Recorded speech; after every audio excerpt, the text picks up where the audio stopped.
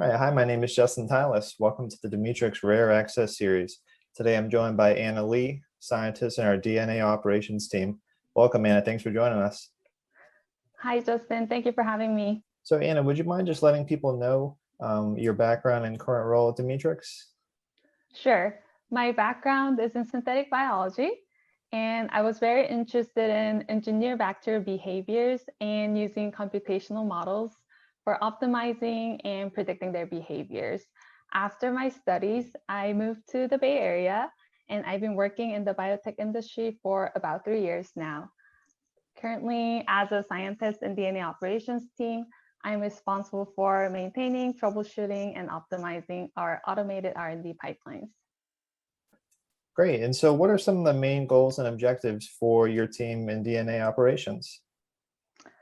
We strive to make new strain development process both time and cost efficient. To do so, the main goal of our team is to make R&D activities more efficient and higher throughput by providing the tools. For that, we have multiple pipelines that support R&D activities at Demetrix, and we also actively communicate with other teams to find different ways to help and to provide new tools as it's necessary. We aim to ensure that each process is robust and scalable so that we can support the increase in R&D activities as Demetrix grow. And so what are some of these different pipelines that you're currently working on? We have three main pipelines. Each one has a DNA sequencing component, but each one is also very unique. We have a DNA sequencing pipeline, a colony PCR sequencing pipeline, and a whole genome sequencing pipeline. The first pipeline is used for high throughput DNA building.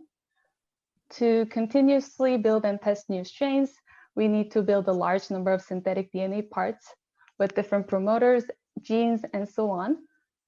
Our DNA building pipeline integrates software tools and automation so that the process is streamlined, and we can build large number of DNA parts in a relatively short period of time.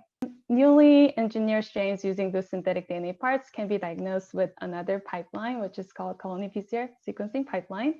It allows quick assessment on whether intended genetic modification was successful.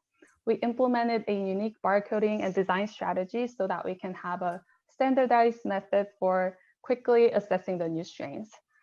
When there are strains of a particular interest from screening process, either from microfermentation or large-scale fermentation, we use whole genome sequencing to determine the DNA sequences of our strain's genome. By checking the strains with whole genome sequencing, scientists can get the full picture about the strain, detect any intended or unintended mutations, and also find correlations between the strain behaviors and their genetic background. Wow, so it certainly seems like you guys are working on a lot of stuff right now. Yeah. Awesome. And so, so lastly, just wrapping it up here, what can people expect from the DNA operations team in this year into next year? Yes, as we are growing rapidly, we want to make sure that we have capacity to support the increased demand in R&D activities. We continuously look for ways to improve each pipeline, make it more accurate, and make it higher throughput so that we can make our research process more efficient. Awesome. Thank you, Anna. So this is our next episode of the Demetrix Rare Access series. My name is Justin, and thank you for joining us, Anna. Thank you, Justin.